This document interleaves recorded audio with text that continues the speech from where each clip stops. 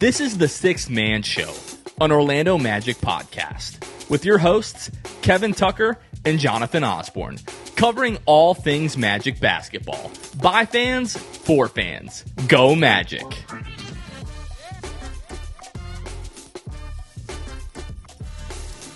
What's going on, Orlando Magic fans? You guys are back with the Sixth Man Show. Today is January 26, 2026.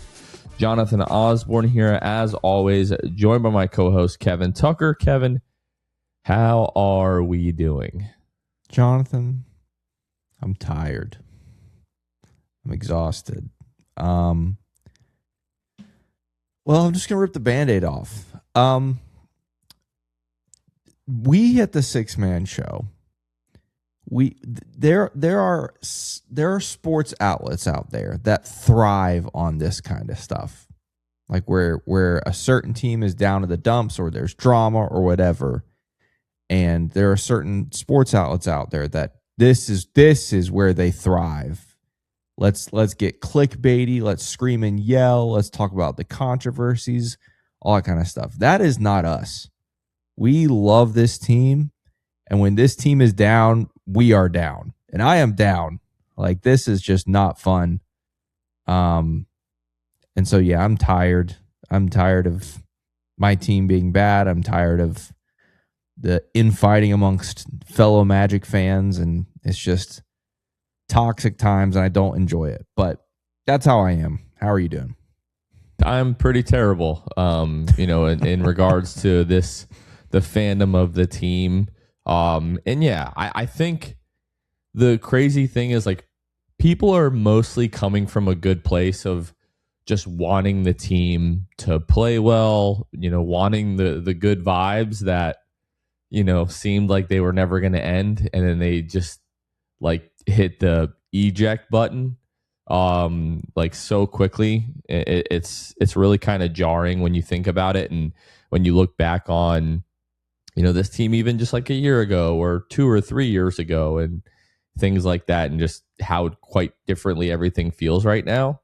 But, and I don't mean to complain when I say what I'm about to say, but, like, we try to do a good job of, creating good, engaging content for fans. And like the post-game lives lately, all they are people either furious about the team, want somebody fired, want somebody traded.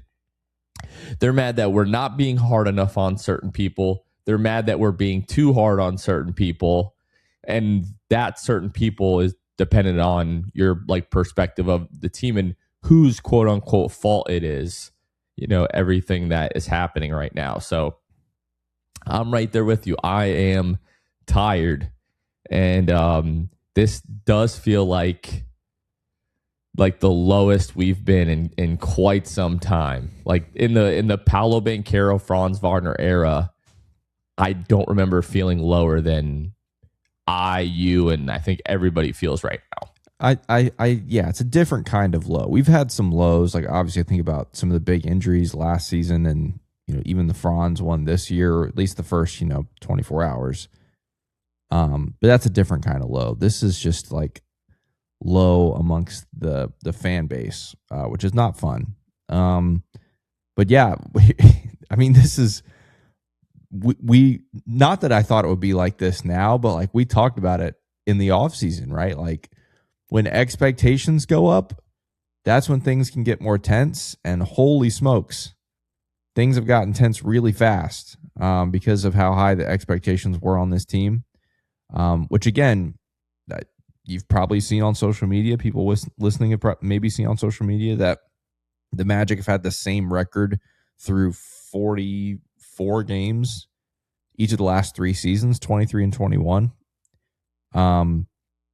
But how differently does 23 and 21 feel this year versus the last 2 years? So I don't know. It's very, very interesting. But yeah, I would certainly say this is a low. And again, I've said it a million times. It's not even because of the win-loss record.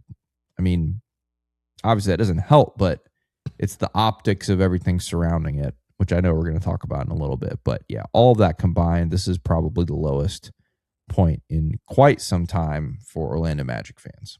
And we're gonna jump more into like the basketball, centric side of this, but just really quickly, the Magic have lost both games since the last time that we recorded. Neither of them have really been particularly close. No. The Charlotte loss, 124-97, just felt like more of the same. The Cleveland game, even though you lose by 14, it was a little bit of a breath of fresh air because at least the effort was mostly where it needs to be. It wasn't a perfect game. I mean, you end up losing because the defense in the fourth quarter, especially on Donovan Mitchell, was not good, and he got going and pretty much put the game out of reach. And then the Magic just couldn't make a shot to save their lives. Like, how many times have we heard that? And over the last few weeks, we've said, we'll take that. Like, if you lose because you're not making shots, like, at this point, we'll take it. The defense was mostly good enough, apart from, Donovan Mitchell really in the fourth quarter. But again, you've now lost both of those games. You've lost 3 games in a row for the first time since the 4-game losing streak at the beginning of the season when you went 1-4. So the Magic have had, a couple of 2-game little pockets here and there. But this is the most losing you have done now since the beginning of the season. And now you're, where are you? You are 7th in the East, but you are a half game up on the 9th place Bulls. So another loss, and you could be the 9th seed in the Eastern Conference after all this talk about, how close we are to the 2 seed, how close we are to the 3 seed. And now you're 3.5 games back of the 3 seed. You're 4.5 games back of the 2 seed, which, we've been saying this in a very positive light of like, hey, look how close you are. 4 games might as well be 10 games right now. That's kind of how it feels to me. And we have officially 100% without any uncertainty reached like a fracturing of the fan base at this point in time when it comes to Jamal Mosley. And there are more people than ever that are like pretty confidently on the side of like fire Jamal Mosley, like really planting their flag on that side of the argument. I think there are a lot of other people that are like, yeah, it kind of might be time to do that. I think that's where I am. I don't know where you are. I think that, yeah, I get the argument that it might be time to do that. And this is a very nuanced conversation. I don't want to just only have the Jamal Mosley conversation right now because there are multiple problems, plural. I don't think Jamal Mosley, is he the biggest problem at this point, given all of the circumstance around it and some of the things that we're seeing and hearing? Maybe. But is it like a guaranteed thing that if you do make that move that it's going to magically turn the season around? I really have my doubts on that. But before I guess we dive into the larger Orlando Magic problem conversation, where are you with that? Yeah, I kind of had similar conversations in Saturday's post-game live after the Cavs game, the first Cavs game, to where I do feel like the long runway that Mosley was given this season, and rightfully so. I absolutely think he deserved a very long runway. I feel like that runway is coming to an end. It's hard to imagine this team bouncing back to a satisfactory level with him in charge, which hurts as a certified Jamal Mosley fan and supporter. But unfortunately, I've been around the NBA for long enough to know how this goes. If players lose interest or if a coach just loses his voice amongst a group of players, that coach says goodbye. That's just how the NBA goes. They could be the best coach in the world. Doesn't matter if for whatever reason what he says is falling on deaf ears in that locker room. It's time to go. It's just the way it goes. And so yeah, I'm not naive to that. And you watch this team play, you watch the huddles, you watch all that, and you go, it just, this team doesn't look like the same team. That they just don't look like they're bought into the things that made Jamal Mosley. And so yeah, it's again hard for me to imagine a world in which this team can just bounce back with him in charge. I would love it, like I said, big Jamal Mosley fan, but it's just hard to imagine at this point. I wrote something the other day that I shared to social media that like really encapsulates kind of where I'm at this point in time. And I think it does a good job of speaking to the different problems with this team, and then just kind of like, all right, we have all of this information and we kind of have to decide what we're going to do with it, for better, for worse. So I'm just going to read it. I said, your head coach has emphasized for weeks taking pride in your defense, which has been this team's identity for 4 years, something they've also had a good amount of success with, but guys have obviously not responded, right or wrong. Your franchise player, when asked about the defense, reiterates multiple times about the years-long issue with the offense. Mo Wagner in the game after the Charlotte game says, we're all looking for answers. There are deep problems with this team at this moment, problems, plural, some bigger than others, and no one seems to have the answers. The offense under Jamal Mosley, even with Joe Prunty, has not evolved in any significant way other than quote-unquote force turnovers and get out and run. The guys, for whatever reason, are no longer responding to his pleas to defend. Paolo's comments on the offense reveal his frustration with the multi-season long issues. Paolo, to this point, has not had the season we all hoped he would. Has he been bad? Absolutely not. But he also has not been great defensively. Most guys have not. And has been too passive at times. And it's fair to expect more from him on that end. Even still, it's clear he's super frustrated with the offense. He's still young and learning, but he is the guy and expected to set the tone and example. I think even he would agree he has some room to grow there. Desmond hasn't shot the ball the way we need him to, but the offense isn't generating anywhere near the amount of looks he needs. That's unacceptable. Injuries have hurt massively, but don't explain away all of the other problems. Guys are coming back, and we still look every bit as lifeless. It's very possible that Mosley's effectiveness has worn out as the coach of this group. If that is true, firing him mid-season gives no guarantee that things will just magically turn around. On the other hand, doing nothing and hoping things will change feels like it could waste a vital season. If they have turned out Mose, we very rarely, if ever, see a coach come back from that. He's not all to blame, but that is part of being an NBA coach. And then I said, let me add this. It's super disappointing that this team has let go of the rope defensively when they have literally have more than enough proof that the concepts work. It's also equally disappointing that the offense has failed to evolve. It feels like the guys have lost trust and can no longer look past the offense. There's blame all around. So for me, even if guys are rightfully upset with the offense and just like over the coaching staff's like inability to implement a scheme on that end that is really going to help everybody be optimized and be successful, that can be true. But the reason that it's really frustrating to me, like when I look at the players, is that totally can be true. But we've also proven how good this team can be with the offense being garbage if you guys would just defend. And you guys are refusing to do that.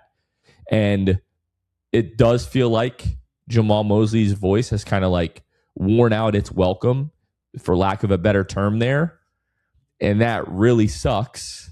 Like, there truly is blame to go all the way around, but it sucks for Jamal because it's like, if you guys would just defend, you guys would still be winning games in spite of all of this. Yeah. Yeah. I'm also very much of the opinion that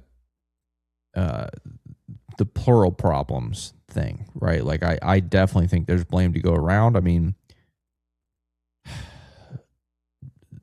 because there's two sides to this, right? There's one, I think some players haven't played as well as we would like for them to have played so far. There's that side of thing, but there's also the mentality and the buy-in side of things, right? Like what leads someone to be so tuned out or even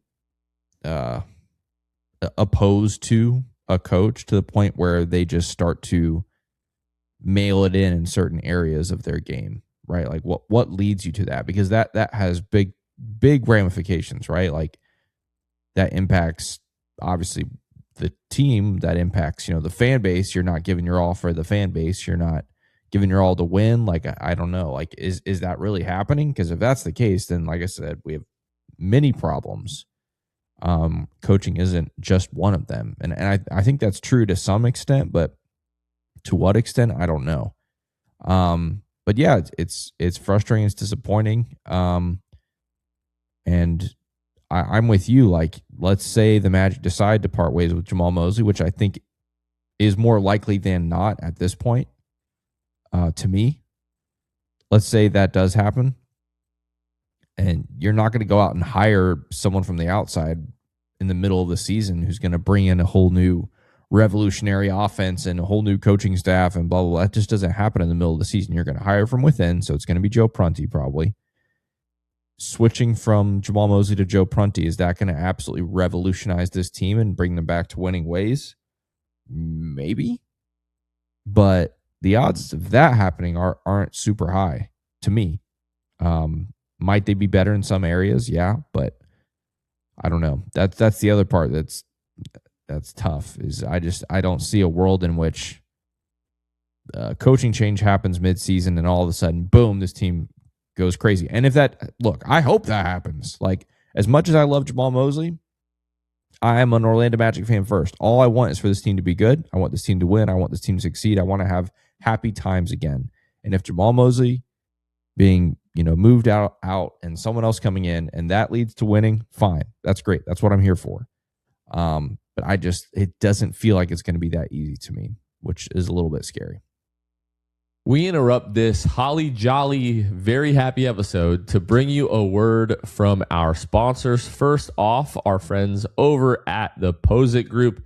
Ken Posick and his team over at the Posick Group. They are your home team on and off the court. They are your Orlando real estate resource of choice.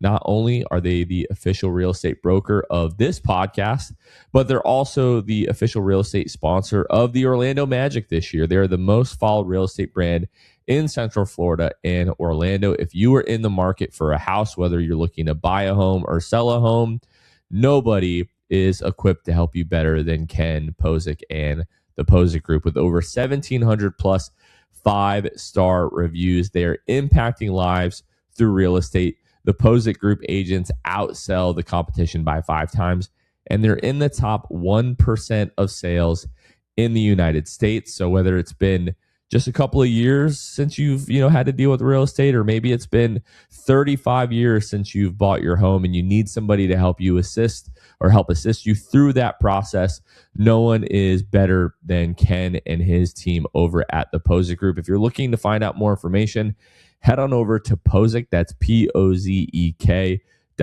for more information. If you need help, again, buying or selling your home, Posick Group is the group that you should look to, and let them know that the boys over at the 6-Man Show sent you. Ladies and gentlemen, boys and girls, we've been doing the Jam Hot Chicken Jam of the Week for, I think this is our 3rd season doing this. This may be the most dire set of options for the Jam of the Week in Jam of the Week history. We had 3 dunks in 2 games. You had a Noah Penda dunk, another Noah Penda dunk, and a Wendell Carter Jr. dunk, and that's it. So in addition to the world being doom and gloom with the Orlando Magic, the dunks weren't even great. So we're just falling apart altogether. But this week's Jam Hot Chicken Jam of the Week does come courtesy of Noah Penda, the rookie who has shown the energy that we desire from all Magic players, I think all season long. I think he might be our most energetic, high motor guy this season. And this was a perfect example of it in the first quarter. Magic scrambling on defense. This is a good defensive possession, and Noah Penda comes up with the turnover, sprints back the other way, and throws it down with 2 hands. Fortunately, able to hang on to the rim because it looked like for a second he was going to go flying off the rim and have one of those really awkward landings. But shout out to Noah. Again, a nice defensive play, throws it down for 2. One of the few bright spots in Thursday's game against the Charlotte Hornets. Yeah, that's this week's Jam Hot Chicken Jam of the Week, which is brought to you by Jam Hot Chicken, who's bringing jams, culture, and hot chicken to pretty much all of Central Florida at this point. You can find them in Winter Park, where they've been for, I think, 4 years. They celebrated their 4-year anniversary just last week, but also now in Winter Garden as well.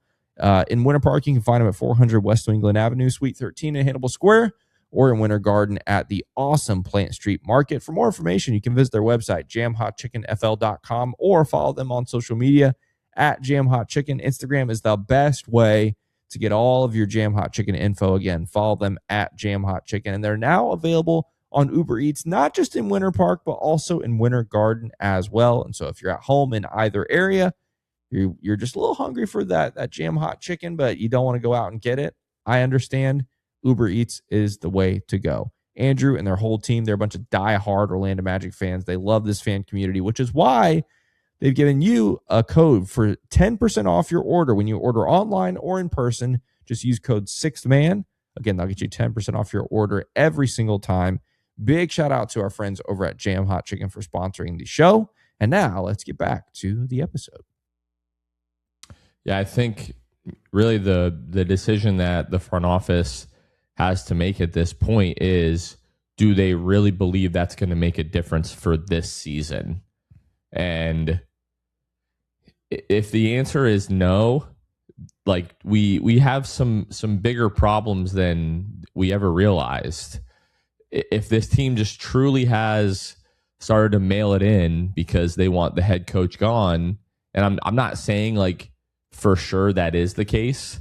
I do think there is evidence that might suggest that, right? Like we had the early, report, early in the season that, there's a divide growing between Paolo Banchero and Jamal Mosley. And that was, the first week, 2 weeks of the season, if I'm remembering correctly. And then when you see stuff like the huddle, from the other night where Jamal Mosley's like, trying to, bring it in with the fist, and guys are just like flat out ignoring him. Like, yes, could it mean nothing and be totally overblown? Sure, I will, grant that. But like just for what it is, it's not a good look at all. When you look at the totality of the season, the way that guys have been playing, certain things that have been said, like the comments from Paolo after the Charlotte game, like being asked about the defense. And him saying, like, yeah, like we can talk about the defense, but like the offense has been a problem like for years, right? Like people are talking about like the success that you all have had in previous years, like defensively. He's like, well, he's like, sure. He's like, but the offense has not been good, the last couple of seasons. And him like continuing to like circle back to that, to me, like speaks that seems like that's his number one concern and his, number one, issue right now. And if I'm not saying that this is the case, but I'm trying to rationalize what we've seen. This is all obviously very speculatory. But if Paolo Banchero came into this season with the thought process of like, I'm no longer invested in this head coach. I don't believe in this head coach. I don't trust this head coach. I think that would explain a lot of what we saw from Paolo early in the season. And I don't necessarily like that. I wish Paolo would just, play through it and let this thing kind of play out a bit more naturally in the way that I think it would have had this, team had more success and, like gotten into the playoffs, whether it be this year or next year or whatever. Like, if you don't believe in this guy, like let his warts show up in a generic way come the postseason. And I think a lot of people realize that was a realistic scenario, regardless of how this season played out, that we would come to the conclusion that Jamal just might not be the guy to get them to the next level. And the thought that, some of the guys on the roster or the roster have decided, hey, we're just going to kind of take this into our own hands and, get this guy fired. Like, that doesn't seem, it seems way more likely of a possibility than I thought like a month ago. Because guys are coming back. You have all the opportunity in the world right there in front of you. And they just like have refused to grasp that for whatever reason. And maybe they're not doing it purposely, but it might just be like a subconscious, like, hey, we just don't believe in this guy anymore. And his voice is kind of, falling on deaf ears now. I don't know. Yeah, I think that's the part that scares me the most. Like, if this team is full on rebelling against their head coach, I don't know. And again, I say if, because I have no idea what's really going on. And it's not that I say that's what it looks like, but I mean, when you see that, if you haven't seen the footage from the huddle from Saturday night, man, it's tough. And I understand, obviously, there's always going to be frustration when a team is struggling and those kinds of things. But to see it reach a point like that where guys are just completely tuning him out, it's not a good look. Not a good look at all. So, look, maybe we're all blowing this way out of proportion. Maybe it's just this team is hitting a rough patch and tensions are high, but it's all love, at the end of the day. And I hope that's all true, but that's just not how it looks. It's not how it feels. And so, again, hopefully we're wrong, but it feels like things are trending in that direction, unfortunately. Yeah, and it's a very tricky thing because I and again, we're like speculating because no one has like just come out and said this, but the way that it feels watching this team, watching every game, consuming all of the, post game and all of that kind of stuff. Like this is what it feels like. Nobody's coming out and kind of like saying the quiet part out loud. But again, sitting here just as I don't want to say like casual observer, like we're, very keen. And that was not the first, huddle type of situation that we've seen this year where guys have either like just ignored him or, not dapped him up or, not responded to him, like whatever the case may be. I do hope that we're wrong, but if guys just have gotten to the point, where they are kind of out on Mosley and they're out on their belief in him, just like overall, it does kind of feel like we're like sacrificing, a big opportunity at this point in the season if they are trying to drive a point home. And if they're not, it's perhaps even more confusing because you do have everything in front of you. You're healthy enough to be competing and be more competitive in these games. Saturday felt like it was a step in the right direction in terms of the effort. And, you could say if you get a few more shots to fall, whatever, it's a closer game, you have a chance to win. But the last couple of games haven't done anything, I think, to make Magic fans feel better about the state of the team and, a lot of fans' feelings towards the Jamal Mosley situation. I don't even think that it's necessarily like some people are just really anti Jamal Mosley. They don't believe in him or whatever. And some people are getting, I think, where you and I are getting closer to, where it's like we love Jamal Mosley, but if getting rid of him is going to help the team at this point, then it's something to consider. Yeah, and again, I don't see a way where it gets better as things currently stand. Like there's just been no, and I know you say Saturday was a step in the right direction, and I agree to a certain point, but it wasn't to the point of like, oh, now we're back. We're getting there, right? I agree with you. It's still just light years away from the Magic basketball that we came to know and love over the last several seasons.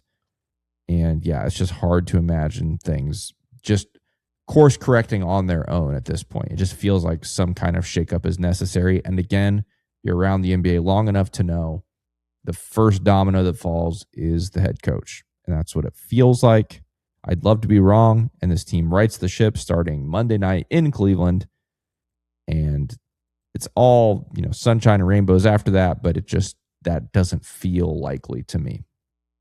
Now, where do you feel like in terms of, let's say the front office realizes all of this and they just decide we're just going to ride out the season with Mosley and kind of at that point you're just like believing or hoping that it's just one day going to all turn around? Like, what is your feeling on that? I can't. This is January 25th, so February, March. 2.5 months left of the season, regular season, almost 3 months.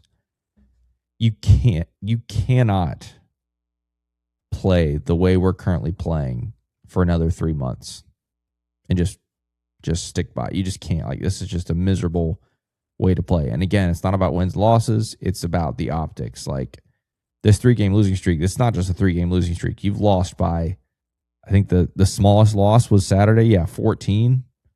You're getting absolutely blown out in these games. And it's not even just these games. Like, even going back to the first Memphis game in Germany, like, you were down by 20 or 21 to a totally decimated Grizzlies team. And you had to fight your way back in that one. It's just like, you can't do this for another 3 months. I don't think it'll happen. There's just no way. Like, things have to turn around right now, or I think no later than the All-Star break is when some kind of big shift has to happen. Like, you can't wait any longer than that, to me.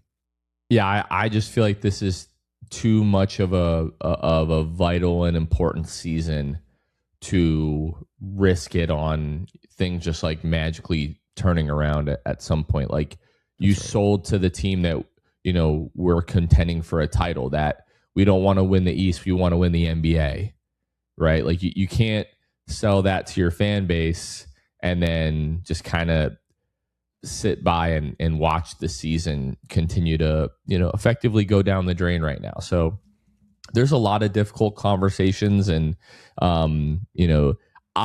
what I really wish would happen, and what so often happens, not only in sports, in life, is that there's some kind of unresolved problem that people just can't get into a room and have a conversation and be honest with one another and kind of hash it out and get over your differences and then just kind of move on for the betterment of the group. Because we don't know what has happened behind closed doors. Is there something that, was said, to someone that rubbed them the wrong way, and now the relationship is fractured because of that? Is it just simply, X's and O's and a difference of the way that the team should be playing, and they don't feel like they're being supported? Like, whatever the case may be, if Jamal Mosley does end up getting fired, I'm sure there will be some kind of report that ends up, coming out and speaks to, some of the things that happen, because it just usually does, when a coach is, fired for one reason or another. But yeah, I think I'm right there with you that, if things don't turn around immediately, like this week, if things don't turn around, there probably needs to be a change for the sake of the season, and maybe for the sake of this current group. Yep, 100% agree. The clock is ticking, and may already be expired. I don't know, but it's definitely ticking at least. Yeah. We have talked about the last couple of losses. For anybody that's been around for the last couple of months, Kevin and I are not going to expend the energy right now to go into the details of these losses. They're exactly what's been happening for 2 months now, especially the Charlotte game. Cleveland game was a little bit better, effort, a little bit better defense, but the offense was just quite honestly atrocious. Monday, the 26th, as you are listening to this, there is a watch party at Stadium Club tonight at 6:30 as the Magic get ready to take on the Cleveland Cavaliers in the Arctic Tundra. That is Cleveland, Ohio right now. That game starts at 7 o'clock on Peacock. If you're interested in going to that, there will be a link in the YouTube description and in the podcast episode description where you can reserve a table. Even though things are not going the way that we want them to right now, Stadium Club is still an awesome venue, great food, great drinks, great atmosphere, and you get to be around other Orlando Magic fans who know exactly what you're going through right now. So still a great time. So be sure to hang out at Stadium Club on Monday. Let me just add to that really fast. This is not a Peacock exclusive, by the way. So FanDuel Sports Florida will also have this one. So if you'd rather hear the local crew give their thoughts, you can switch over to that. But if you want the national view, Peacock is your move there. There you go. Well, the Magic are 23-21, like we mentioned a moment ago. 10 games back of Detroit, 4.5 games back of Boston, 3.5 games back of New York and Toronto, 2.5 games back of Cleveland, 1 game back of Philly, tied with Miami, a half game up on Chicago, 2.5 games up on the Atlanta Hawks. So far this season, the Magic are 20th in offensive rating. They are 14th in defensive rating. They are 16th in net rating. Over the last 25 games, the Magic are, last 15 games, the Magic are 25th in offensive rating, 24th in defensive rating, and they are 24th in overall net rating. They are legitimately one of the worst teams in the league over the last 15 games. Net rating only better than Indiana, New Orleans, Washington, Sacramento, Brooklyn, and Utah. Yikes. That's not good. Yeah. Unrelated. Did you see Indiana beat the Thunder on Saturday? I did not see that. Yeah. In OKC, right? Yeah, bro. Isn't that crazy? Right. That's right. Wild time. So look, we're struggling, but we've said this many times. You look across the NBA, there are a lot of teams that are just Kevin, stop. No, man. no, I know. I'm just saying though. Like a lot of teams are hitting the mid-season blues. I think ours is a different level. I don't want to sit here and say it's something else, but yeah, it's just wild to look around the NBA and see stuff like that. But anyway, yeah, the last 15 have just been it's part like it passes the eye test. Like what we see is confirmed in the stats. It's just not good. It's really not. Looking around the league, when you talk about like teams that had like the expectations that the Magic did, I don't think there's a single team in the league. You could argue the Clippers maybe in the Western Conference, but like teams that had the expectations that the Magic did in their respective conference. And as bad as the Clippers have been, at this point, the Magic are only like 3 games up on the Clippers. Well, the Clippers are soaring right now. That's the other thing. They're the hottest team in basketball, which means they've actually, between getting healthy and figuring things out, they're starting to, actually look like what they were supposed to. So we're trending in opposite directions right now, unfortunately. So, I mean, you could say that the Magic are one of the, if not the most disappointing teams in the league so far through, 44 games. For sure. Really tough. Okay. We did get Jalen Suggs back on Saturday night. He played limited minutes, looked like he might have, banged up a hip, during the game, but after the game reiterated 3 times that he was good. So with Jalen Suggs, that could mean one of 2 things. He's either actually good and he's totally fine, or he's not and it doesn't matter and he's going to play anyways. Franz Wagner, who has now, he's going to miss Monday's game, who he'll have missed the last 3 games. His injury designation has changed from a sore left ankle to high left ankle sprain management. So we don't really know at all what that means and exactly, how long he could be out. It sounds like, Kevin, that he was not 100% healed from that left ankle sprain. And if I'm being honest, I don't blame anybody. No. It's a once-in-a-lifetime opportunity for him to play in Berlin. Even if it was just that one game, we're going to miss him another, week or 2. In the grand scheme of this season, it doesn't feel like it's going to make or break the season. I do it 10 times out of 10. Yeah. Zero regrets. Like, Absolutely. Doing it every single time. And like, does it suck? Yeah. And look, maybe it's not that. Maybe the optics make it look like it, but I still say it's worth it. Like, what a cool moment, opportunity for him. And in the midst of all the negativity and things, like, that was such a bright spot for this season and for him and for Mo. And that's something that I think Franz can take with him forever. And I mean, think about someday down the road when it's time for Franz to evaluate his future. Where is he going to, what am I going to do? Where am I going to go? Where do I want to be? If the Magic had told him, you're not ready to play in this game,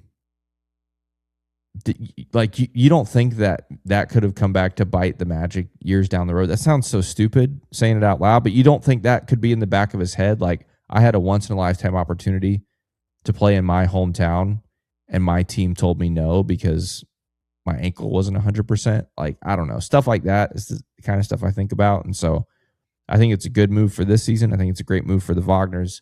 I think it's a good move for the long term. And so now it's different if he goes out there and season-ending injury and we don't see him until next year's. That's different. But this just sounds like it's still sore. It maybe wasn't 100%. And so, like you said, a week, even 2, I don't care.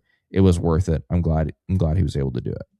Which maybe it was 100%. He just, I don't know if it's re-aggravation or I don't know. But yeah, like, I come from the standpoint of that's an experience that he's going to be able to tell his grandkids, about someday. And honestly, experience I'll tell my grandkids about, someday. So maybe that's us looking through our, Berlin colored glasses, whatever, lenses, whatever, from being there and all that. But anyways, hopefully he's back pretty soon.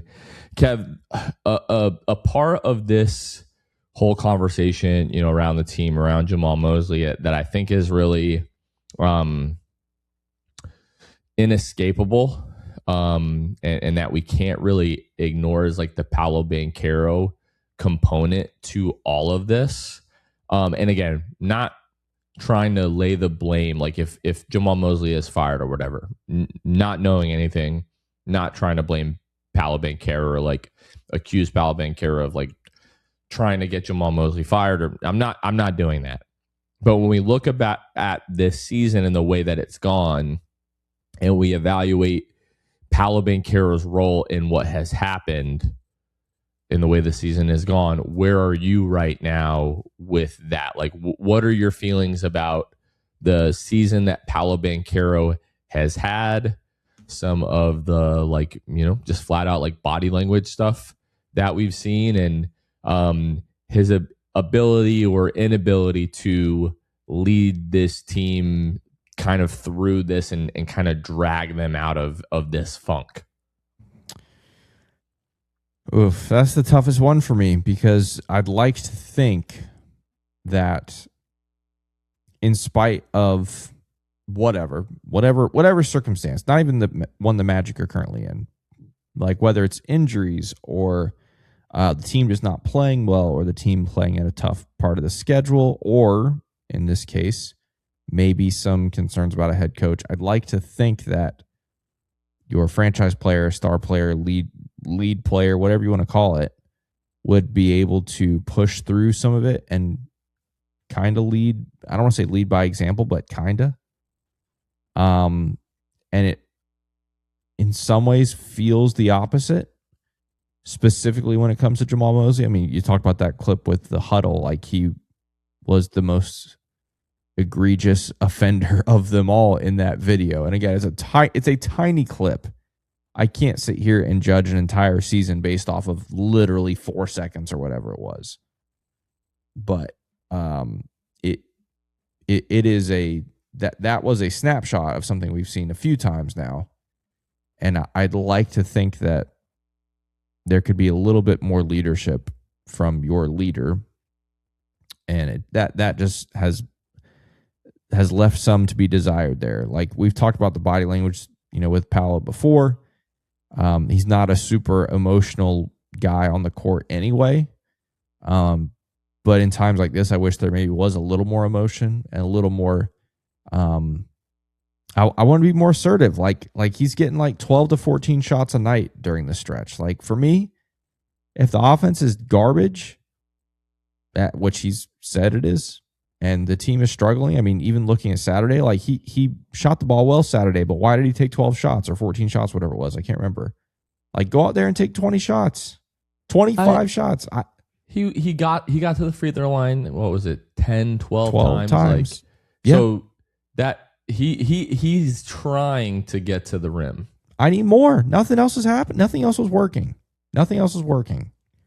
And when you know so your you're team just like is in Paolo the dumps, hero ball, like when I'm saying when you know your team is in the dumps, and if you're going to sit there and complain about the offense in the postgame press conference, then just take over, lead us back, inspire us to win again. Like I don't know, and again, it's been like that for several games in a row. I think it was the case on Thursday as well.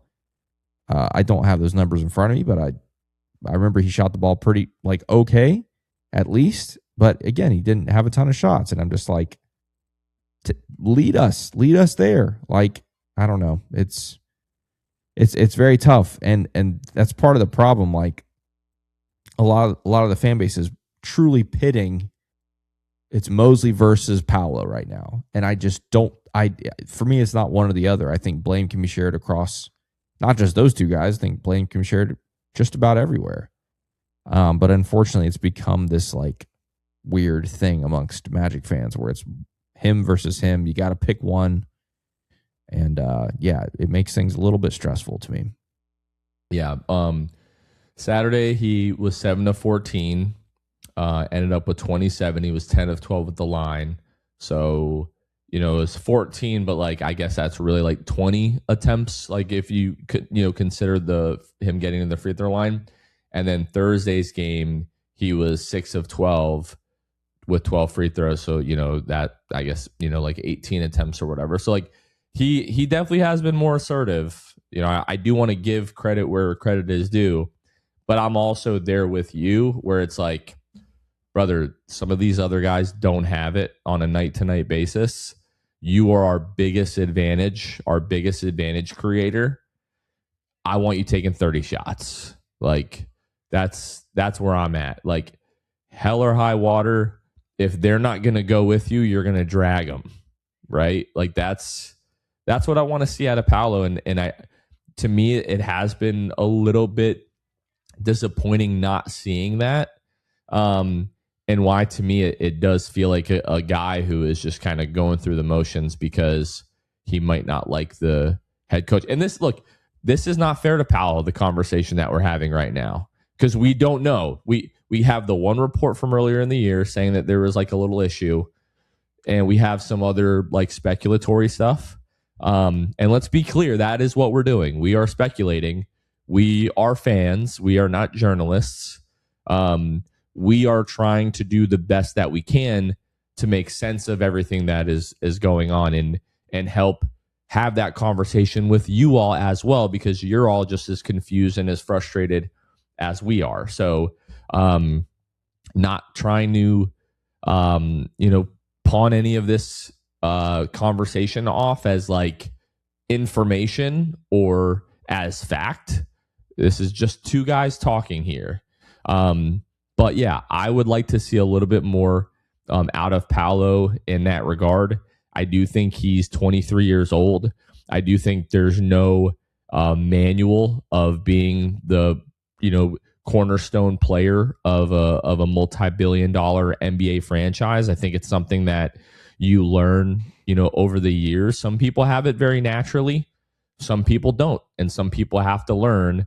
And we have to allow people to be able to learn how to do things.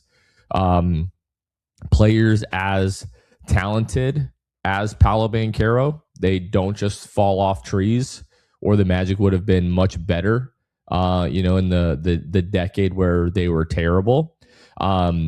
Everything that we've seen out of Paolo to this point is that he's a good dude. He's a phenomenal teammate. I think he does deserve, some of the benefit of the doubt. I think Jamal Mosley deserves a lot of the benefit of the doubt as well. We've talked about that, how all the offense stuff could be true, but if this team would just defend, they would still be really, really good right now. Like, even given all of the offensive criticisms that are completely fair. And so, yeah, that's kind of where I am, that it's not, there are people out there that are not necessarily Magic fans, but that write about the team, that are claiming that Paolo Banchero is the problem, which is words that I can't say right now. Just completely stupid, ridiculous, and unfair. But he's not completely blameless in all of this. He does share part of the blame, as well as, pretty much every guy on this roster, in one point or another. But Paolo is the guy, the leader, the franchise player. So he does bear a little bit more responsibility than other guys. Yeah, I think that's totally fair. But yeah, I think you're right. I think I can't think of a player. That might be a stretch. I can't think of a player that has achieved what we expected or even overachieved this season, except for maybe guys that haven't gotten enough of a chance. I don't think Jace Richardson has had enough of a chance rookie season. What about Anthony Black? Yeah, I guess Anthony Black has overachieved. Offensively, sure. Defensively, absolutely not. Yeah. He's taken a major step back there. Yeah.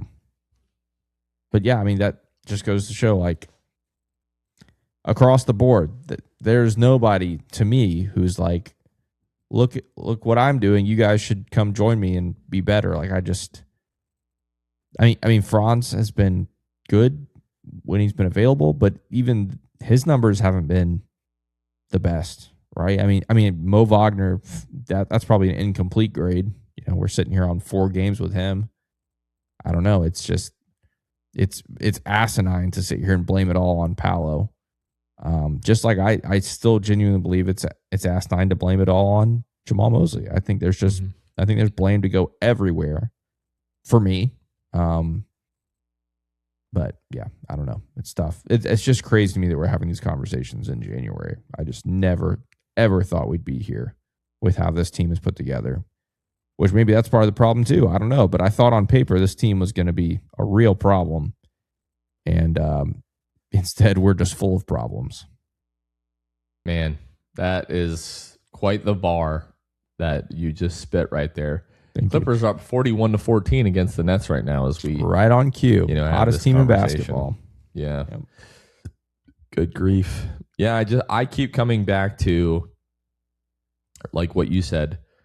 Saying Paolo is the problem is crazy, but like, how do people not come to the conclusion that if they would just defend the way that Jamal Mosley can coach them to defend, this team would be so much better off right now, and this team would be good, and we wouldn't be having a lot of these conversations. We have acknowledged that the offense is a problem. Like, to me, it's become very clear that he is not the guy that can get them to the next level offensively. That's and that is maybe all that needs to be said, just in terms of like why we might be ready to move on.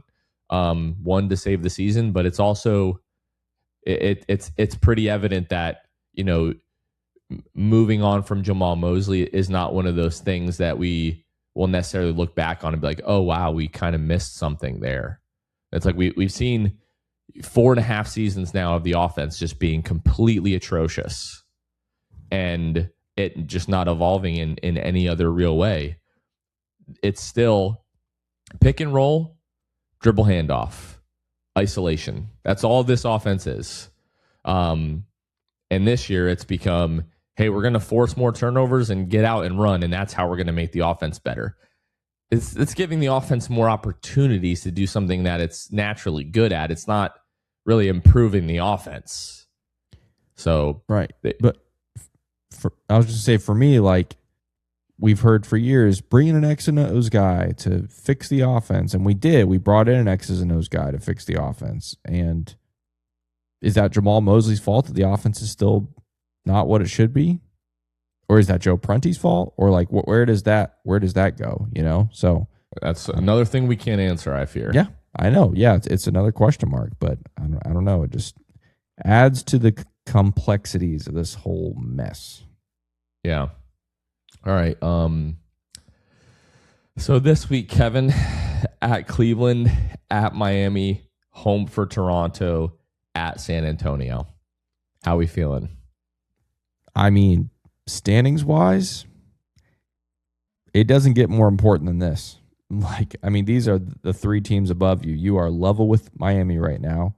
You are, we're 2.5 games back of Cleveland now, and 3.5 games back of Toronto. So, standings wise, I mean, these are full game swing moments here. Like, you lose to Cleveland tonight, then you go 3.5 games back. You lose to Miami, you go full game back. You lose to Toronto, you go 4.5 games back. Like, these are versus the other way around. If you find a way to win 1, 2, or 3 of these, the opposite comes true, right? So these are, I mean, vitally important games in the standings. Can you go first? I do not believe in this team's ability to win these games right now. So 0-3? Question mark? There's 4 games, actually. Oh, right. I forgot. Sorry, I forgot about Sunday. San Antonio. Sheesh. Oh, man. I'm very torn. I'm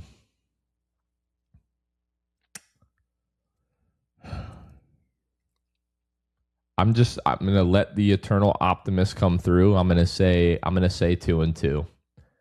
I'm gonna say you find a way to beat Cleveland, even though I have no reason to believe that. I'm gonna say you beat Miami because you just have to beat Miami. You have to beat Miami, even though I have no reason to believe so. And then you lose to Toronto and San Antonio. Interesting. So I was thinking optimist in me would be 1-3. Sure. So I like 2-2, but this might be the most pointless the week ahead we've ever done. Well, here's what's going to happen. We're sitting here all doom and gloom. The sky is falling. You say 2-2. I'm going to say 1-3, and the Magic go 3-1, and everything is beautiful a week from now. That's the other option that could happen. I don't think so, but it's the option. I'm going to say 1-3.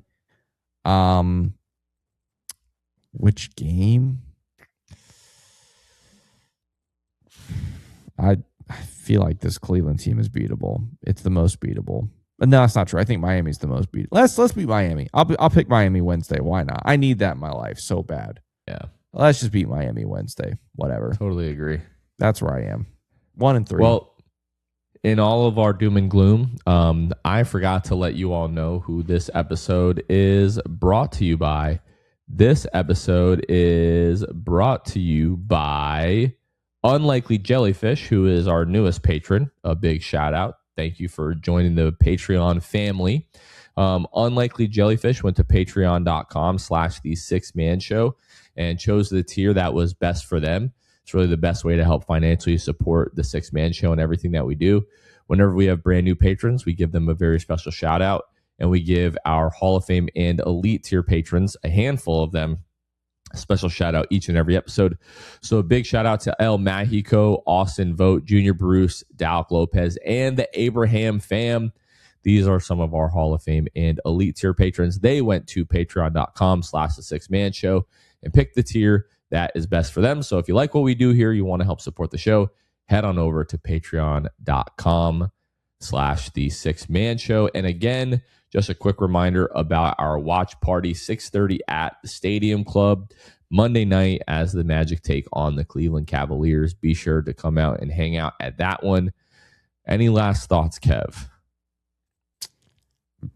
I'm done. I'm out. I'm tired. I can't do any more of this. I don't like being sad about my favorite basketball team. So maybe they'll turn it around. And your soccer team. Yes, and my soccer team as well. Not a good time. So, but oh well. That team I have way more belief in than this Magic team. That's for sure. But we'll see. Man. We'll see. All right, well, that is going to do it for this one. For Kevin Tucker, this has been Jonathan Osborne. You all have been listening to The Sixth Man Show, and we will catch you guys next time. See ya. Thanks for listening to The Sixth Man Show. Be sure to subscribe on iTunes and Spotify to get new episodes downloaded directly to your phone. If you enjoyed the show, please take a minute to give us a 5-star rating and a review. It helps out the show a lot. Follow us on Twitter, Instagram, and Facebook at Sixth Man Show. We'll catch you guys next time. Go Magic!